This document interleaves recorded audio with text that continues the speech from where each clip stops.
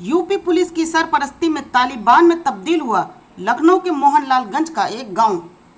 योगी सरकार को जंगल राज में तब्दील करने में लगी मोहनलालगंज पुलिस और पूर्व प्रधान। मोहनलालगंज पुलिस देती है माफियाओं व दबंगों को संरक्षण। पुलिस और माफियाओं के बीच का नक्शेस बना ग्रामवासियों के लिए नासूर।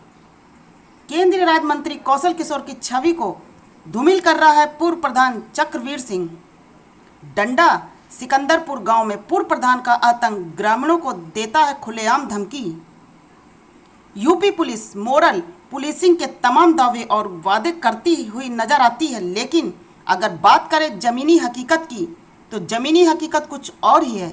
जी हां, हम बात कर रहे हैं राजधानी लखनऊ के एक गांव की, जो कि पुलिस की सरपरस्ती में तालिबान में तब्दील हो चुका है।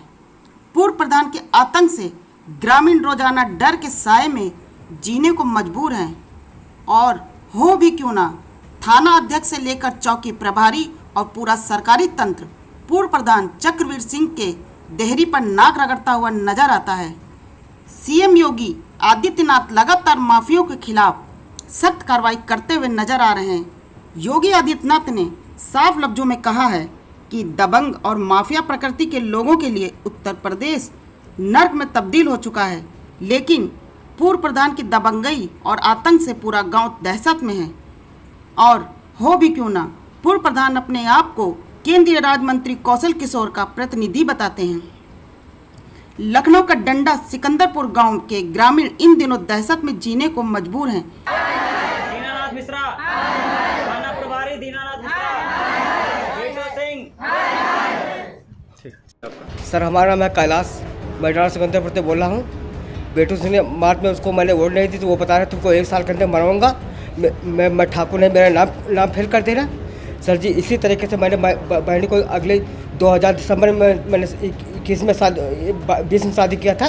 उसका मैंने फार्म भरवा था। इसने मुझे राह बताई थी कि फार्म भरवा तो 51,000 रुपये मिलेगा। सर, उसके दम पे, बेटू सिंह के दम पे मैंने 1.5 लाख रुपये मैंने कर्जा ले लिया। मैंने बहन की शादी की, उसका फ़ायदा मुझे पैसा मिला, उसका फार्म फाड़ के भरवा दिया गया। उसका पूर्व प्रधान क्यों धमकी क्यों दे रहे हैं? धमकी सर, इसे मैं 20 साल उनके पास रहा था, मुझे अंधेरे में रख रहे थे। मैं अंधेरे में था सर।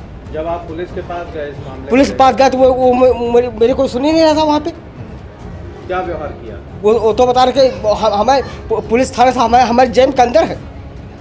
सर, ये कौन सी बात हुई? जेल के अंदर है क्या? हम उनको नहीं सपोर्ट करते क्या? वो नहीं लेते क्या?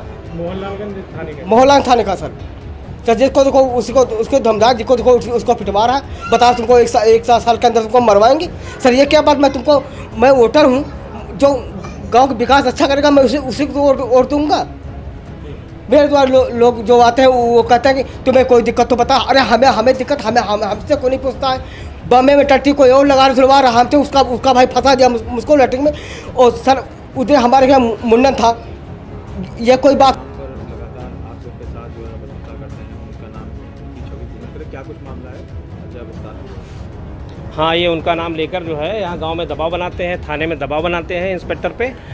और सांसद जी का कि मैं सांसद जी का प्रतिनिधि हूँ, और उनके वो सांसद और मंत्री मेरी जेब में रहते हैं। और यहाँ जब कोई किसी की शिकायत होती है, थाने लेकर जाता है, तो इंस्पेक्टर साहब उसके दबाव में जो हाँ उसी को बंद कर देते हैं और उसी पर कार्रवाई करके थाने में डाल देते हैं। इसलिए यहाँ की जनता बहुत भयभीत है। यहाँ की जनता जो है बहुत भयभीत है।